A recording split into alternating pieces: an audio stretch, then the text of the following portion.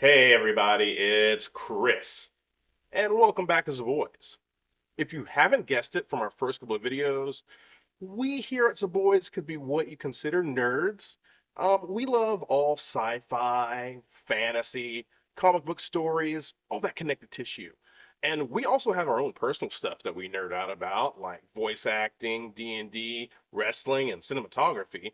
And while each of us could hold our own TED Talks about those certain subjects, the videos I'm going to host, we're going to focus on what we would advise people to get into first if you're trying to become a part of a certain nerd subculture.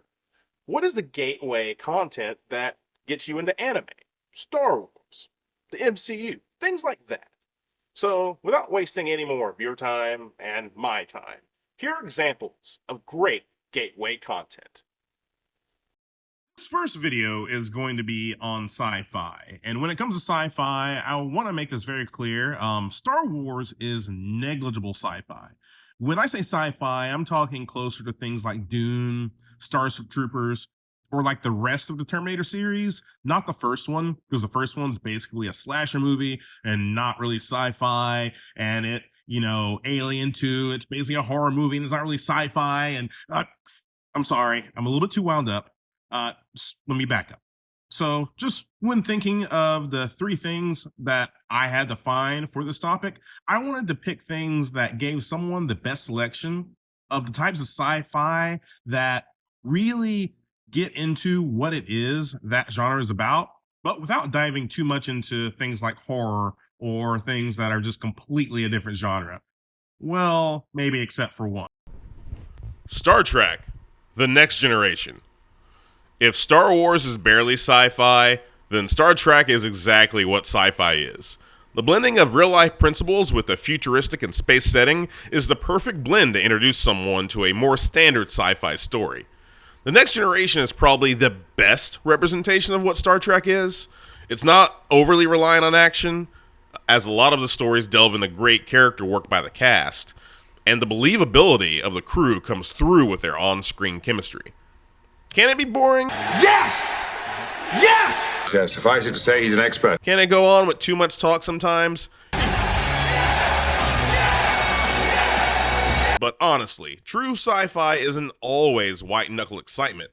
Sometimes it's researching a planet, then having to be a part of some type of tribunal to save a crew member who did something wrong. Or sometimes you're fighting with a Tommy gun.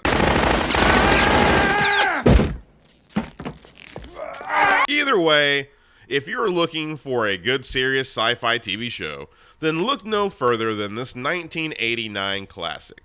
Starring LeVar Burton, Jonathan Frakes, Michael Dorn, Denise Crosby, Brent Spiner, and the almighty Patrick Stewart in his first of many iconic roles in pop culture. Because Captain Picard is actually my favorite captain. But this show will have you locked into its grip after the first season as you wonder what adventures they'll come up with next.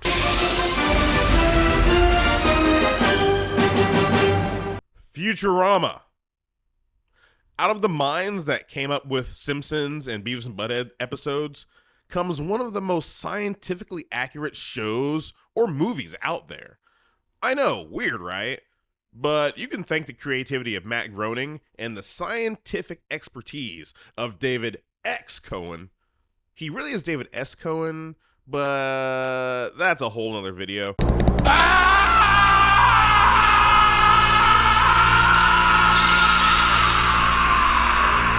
And the annoying suits at Fox, they had something to do with it too, because this show was absolutely a success. Kind of.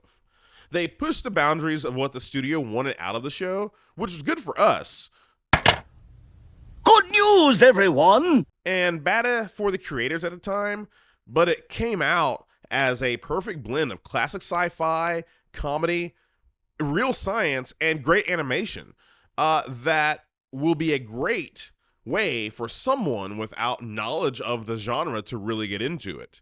The references aren't deep enough most of the time to where people will get confused, and the ones that are super deep are funny even without much context. I personally think it's the best sci-fi comedy in history. even though you can get me to agree with Galaxy Quest as a close second.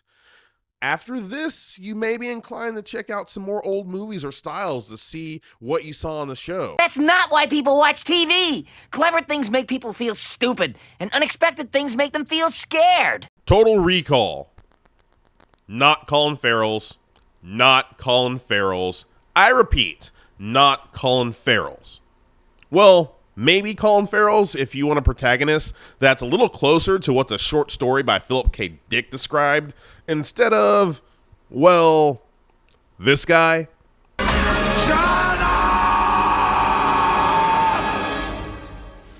Shut up! Shut up! But there's something about Arnold in this role that just works.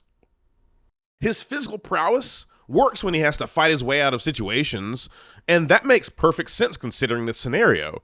But the reason why this is a perfect intro into sci-fi is because, well, Philip K. Dick is a sci-fi god.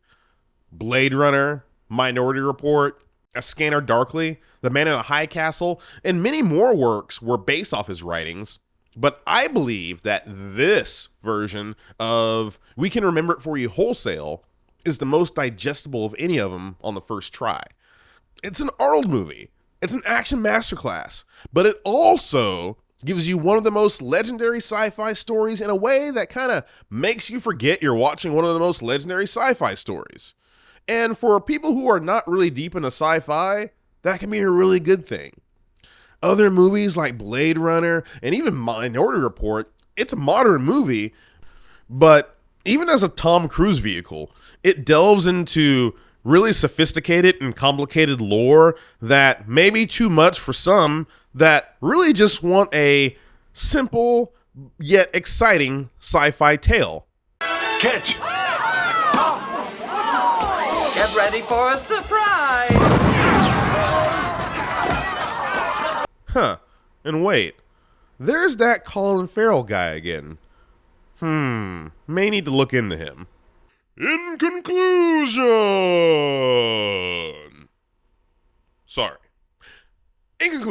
sci-fi is a genre for nerds.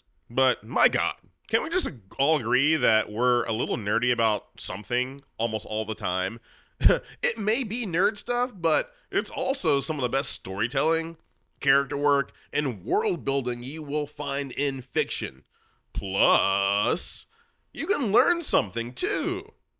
Well, actually, don't really worry about the learning too much, but be prepared to be dazzled by what the future may hold. And speaking of the future, next time...